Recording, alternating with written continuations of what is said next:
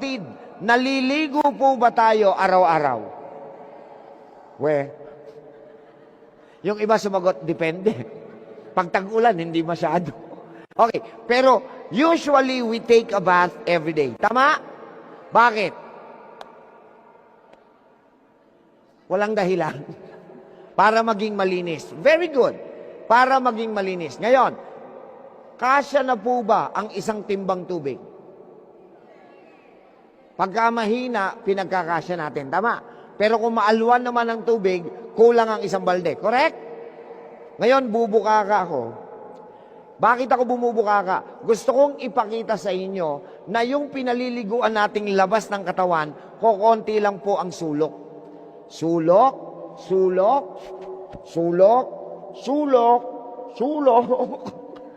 Yun lang ang mga sulok. Tama. Kokonti lang ang sulok, pero kulang ang isang balding tubig. Alam nyo ba na ang loob ng katawan natin ay napakaraming sulok? For your information, ang ating bituka, alam niyo yung bituka? Yung ating bituka ay kasing haba ng basketball court. Yung kasing katawang ko lang. Yung mga malalaki, mga football court. Hindi, joke lang.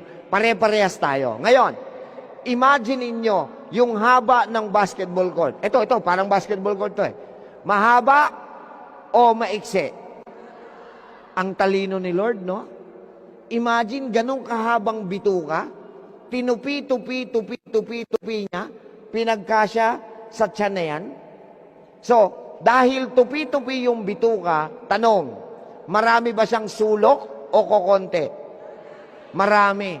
Panlabas yung katawan, pinaliliguan nyo, kulang ang isang timbang tubig, yung loob ng katawan natin na napakaraming sulok, bakit hindi nyo mapaliguan ng 8 basong tubig?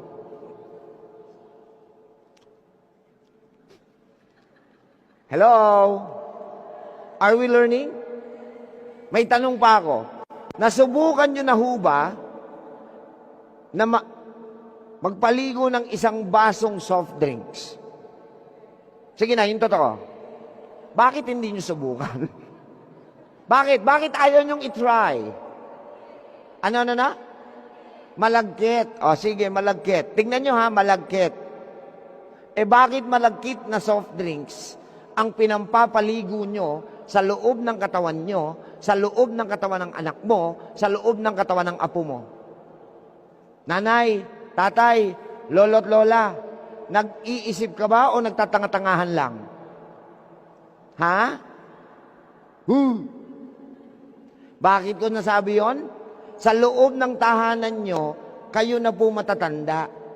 At bilang matatanda, ay dapat nagsisilbing magandang halimbawa sa mga bata. Kayong matatanda pa po nangungunang gumagawa ng mali. Hindi kayo naiiya? Tapos umiiyak kayo pag nagkakasakit ang anak nyo. Umiiyak kayo pag nagkakasakit ang apo nyo. Anong iniiyak-iyak nyo? Nagbunga na mga panlalason nyo. Sorry po ha, I know my words are hurting, but this is reality for God's sake.